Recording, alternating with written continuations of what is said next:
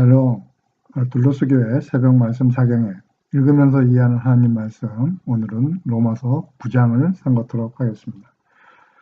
로마서 8장에서는 우리가 성령님을 통하여 죄와 사망에서 해방되어 정죄를 받지 않고 생명을 얻었고, 또 하나님을 아버지라고 부르는 하늘의 상속자가 되었으며, 현재 고난은 장차 나타날 영광과 비교할 수 없고, 또 하나님께서 우리의 편이 되심으로 누구도 우리와 대적할 수 없으며 모든 것을 이기게 되었다고, 또 그 어떤 것도 우리를 하나님의 사랑에서 끊을 수 없다고 했습니다. 9장. 사도 바울은 종종 그의 편지나 그의 글에서 자기가 진실로 얘기한다, 지금 하는 것이 절대 거짓말이다, 아닌 하는 얘기로 이렇게 세 가지 정도를 얘기하고 있는데요. 첫 번째, 그리스도 안에서 나는 진리를 지금 말하고 있고, 두 번째, 이것은 거짓말이 아니고, 또 세 번째, 성령 안에서 내 양심이 확증하는 것이다 라고 강조하면서 지금부터 하는 얘기가 절대 거짓말이 아니고 진실이다 하는 얘기를 하고 있습니다. 그래서 그 진실의 내용이 뭡니까? 2절과 3절인데, 사도 바울 자신에게는 큰 슬픔이 있고 또 마음속에는 비통함이 쉴 새 없이 밀려오고 있다고 하고 있습니다. 왜 그렇습니까? 자기의 동족인 유대인이 예수 그리스도를 믿지 않고 또 구원에 동참하지 않기 때문에 그런 슬픔과 고통이 있다고 하고 있습니다. 그래서 사도 바울은 어떤 각오를 까지 하고 있냐 하면요, 나는 내 동포, 내 동족, 유대인들을 위해서라면 나 자신이, 바울 자신이 하나님으로부터 저주를 받아 그리스도부터도 끊어져도 좋다는 각오로 유대인들이 복음을 접했으면 좋겠다라고 얘기하고 있습니다. 그래서 이 유대인들은 하나님과의 관계에 어떤 관계입니까? 한 9가지 정도로 하나님과의 유대인의 관계를 설명하고 있는데요. 첫 번째, 유대인들은 뭡니까? 이스라엘 백성이라는 것입니다. 또 두 번째, 하나님의 아들이라는 양자된 신분을 얻었고요. 또 유대인들에게는 하나님의 영광이 있고, 또 네 번째, 하나님과 맺은 또 언약이 있다고 하고 있습니다. 이 언약은 노아의 언약, 아브라함, 이삭, 야곱, 모세, 다윗과 맺은 언약들이 있고요. 또 다섯 번째, 율법이 있고, 여섯 번째, 성전에서 드리는 예배가 있고, 또 성경을 통해서 주어진 수많은 약속들이 있다고 하고 있습니다. 또 여덟 번째, 족장들은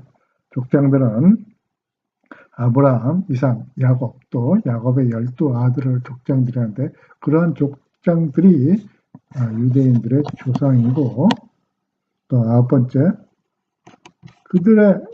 자기들의 유대인의 혈통을 통해서 누가 나셨죠? 그리스도께서 인간의 모습으로 출생하셨는데, 이런 9가지의 유대인들의 자랑스러운 특징이 있지만, 많은 유대인들이 아직도 그리스도를 믿지 않는 것을 지금 통탄해하고 있습니다. 그러한 그리스도께서는 어떤 분이십니까? 그리스도께서는 성자 예수님은 삼위일체를 대해서 성부 하나님과 동등하시다고 얘기하고 있습니다. 그리스도는 만물 위에 계시는 뭐죠? 하나님이시고, 또 영원토록 찬양을 받으실 하나님, 누가요? 그리스도가 하나님이라고 지금 말하고 있습니다. 그래서 6절에서는요, 그렇다면 하나님께서 유대인들에게 하신 약속이, 지금 많은 유대인들이 하나님을 안 믿고 그리스도를 안 믿기 때문에 그러한 약속이 파하여졌거나 실패로 돌아갔다는 것은 아니라는 것입니다. 왜 그렇습니까? 그 이유 밑에부터 이제 그것을 설명하고 있는데요. 이스라엘에서 태어난 사람 유대인이라고 해서 다 이스라엘 백성, 다 유대인인 것은 선택된 유대인은 아니라는 것입니다. 그래서 그것을 예로서 지금 들고 있습니다. 아브라함의 예를 드는데 아브라함의 자손이라고 해서 다 아브라함의 자손이 자녀가 아닌 것입니다. 이렇겠죠. 그래서 하나님께서는 창세기 21장에서요 이런 말씀을 하십니다. 아브라함의 자식 중에서 이삭에게서 난 자라야 이삭의 후손이야만 너의 자손이라 부를 것이다 라고 이렇게 얘기하고 있습니다. 다시 말해서 자연적인 출생은 그러니까 육신의 자녀, 자연적인 출생에 의해 태어난 아브라함 자손이 누가 있죠? 이스마엘이 있습니다. 그 사람 이스마엘은 하나님의 자녀가 되는 것이 아니고 유대인이 되는 것이 아니고 진실한 유대인이 되는 것이 아니고 실질적으로 이스마엘은 누구의 조상이 되었죠? 네, 아랍인들의 조상이 되었습니다. 이렇게 육신의 출생으로 인해 자녀가 하나님의 자녀가 아니고 누가 하나님의 자녀라고 하는 것입니까? 하나님의 약속을 통해서 출생한 자녀라야만 아브라함의 자손으로 여김을 받게 된다는 것입니다. 그래서 하나님은 아브라함에게 하신 약속은 무엇이었습니까? 그것도 창세기 18절인데요. 정한 때, 개혁개정은 명령, 내년 이맘때 이렇게 하고 있죠. 명년 이맘때. 정한 때가 되어 내가, 하나님이신 내가 다시 올 테니까 그때 사라가, 너의 부인 사라가 아들을 낳을 것이다. 이렇게 말씀을 하셨습니다. 그래서 이번에는 또 10절에서는 또 이삭의, 아브라함의 아들인 이삭에 대해서 이제 예를 들고 있죠. 그뿐만 아니라 이삭의 부인이 이제 리브가입니다. 리브가가 우리 조상 이삭 한 사람에게서 아이를 임신했는데요. 그때 쌍둥이를 임신했습니다.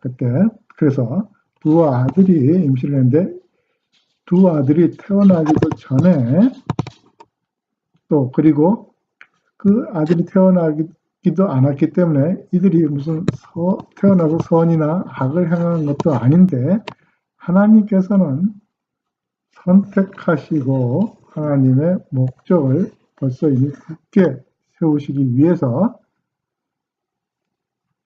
리브가에게 창세기 25장을 통해서 이렇게 말씀하셨습니다. 형이 동생을 섬기게 될 것이다. 그래서 이 말은 실제적으로 우리가 이거를 이해하고 이걸 설명하고 설교하기가 상당히 어려운 말입니다. 선이나 악도 행하지 않고 태어나지도 않고 했는데 하나님이 형이 아닌 동생에게 축복을 주고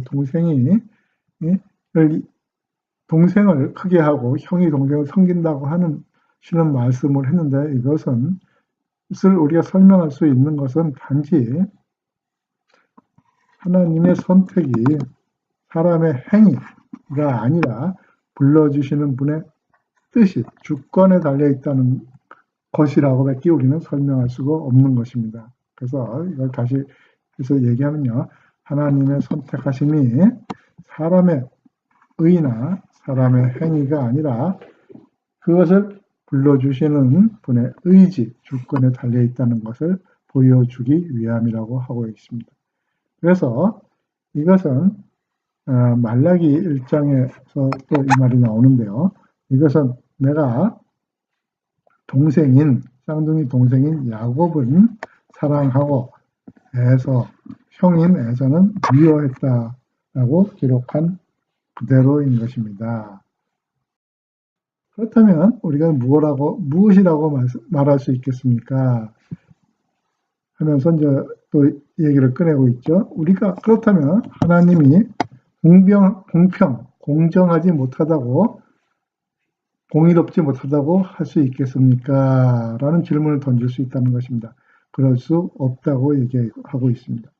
그래서 그것도 모세 예를 들고 이제 설명을 하고 있습니다. 하나님께서 모세에게 출애굽기 33장을 통해서 이렇게 얘기를 했습니다. 내가 자비를 베풀고자 하는 사람에게 뭘 베푸죠? 자비를 베풀고 또 긍휼히 불쌍히 여기고자 하는 사람한테 뭘 여기죠? 불쌍히 긍휼히 여기겠다라고 말씀하셨다고 하고 있습니다.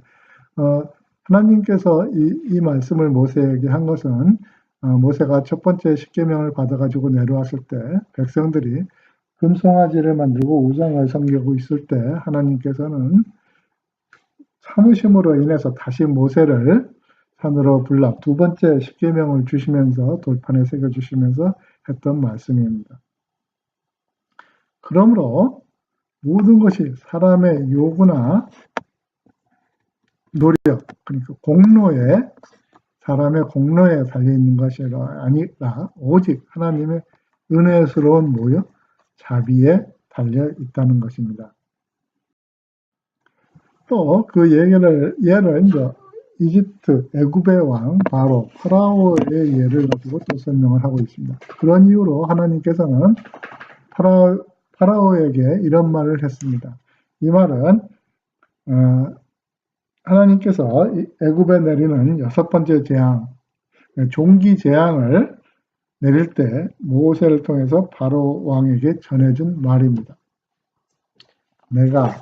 나 하나님이 바로 너를 왕으로 세운 이유는 바로 너를 통해 나 하나님의 능력을 나타내는 것이지 너의 영광을 나타내라고 한 것이 아니고 또 나 하나님의 이름을 온 세상에 두루 전파하기 위해서 너를 왕으로 세운 것이다 라고 말씀하셨던 것입니다. 그러므로 우리 하나님께서는 하나님의 뜻대로 하나님의 주권대로 어떤 사람에게는 자비도 베푸시고 또 어떤 사람은 완고하게 하심으로써 하나님의 영광과 하나님의 뜻을 이루시기 위해서 도구로 사용한다는 것입니다. 그러면 여러분 중에 유대인 너희들 중에서 나에게 이렇게 질문을 할 사람이 있을지 모르겠다 하는 거죠. 그렇다면 왜 하나님께서는 우리가 뭐가 그렇게 잘못됐다고 우리를 책망하시는가라고 물어볼 수 있다는 것입니다. 우리가 유대인들이 금식도 하고 예배도 드리고 율법을 다 따르고 잘 살고 하나님의 뜻을 따라서 하려고 하는데 우리가 뭐가 이렇게 잘못을 했느냐.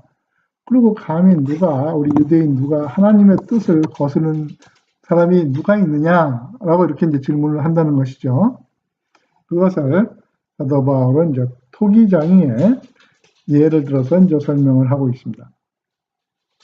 그러나 사람이 과연 무엇이기에 감히 하나님께 말대꾸를 하느냐 하고 있습니다. 그래서 만들어진 토기 그릇이 자기를 만든 사람에게 나를 왜 이따위로 만들었습니까? 라고 질문할 수 있냐는 것입니다.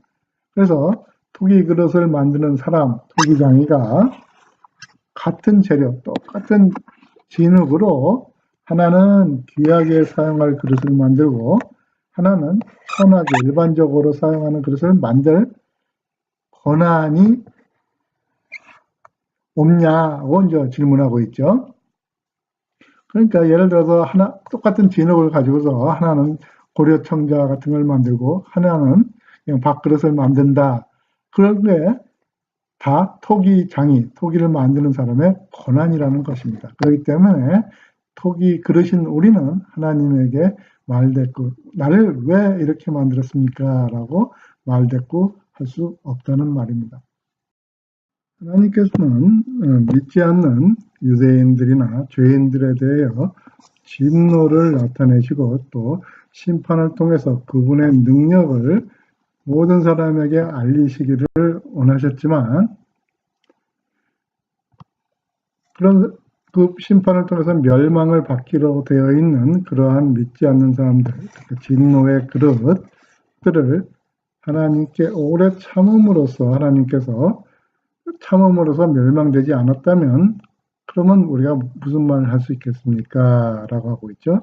그래서 또한 하나님께서 그렇게 하신 것이 뭐죠? 인내에서 오래 참아주신 것이 우리를 믿지 않는 사람을 믿게 하여 또 구원에 이르게 하여 영광에 들어가도록 미리 준비하신 자비의 그릇, 하나님께 주신 자비로운 그릇들에게 하나님의 풍성한 영광을 알도록 하기 위해서였다면 우리가 어떻게 하겠습니까? 얘기하고 있죠. 그래서 자비의 그릇을 밑에 설명하고 있는데요.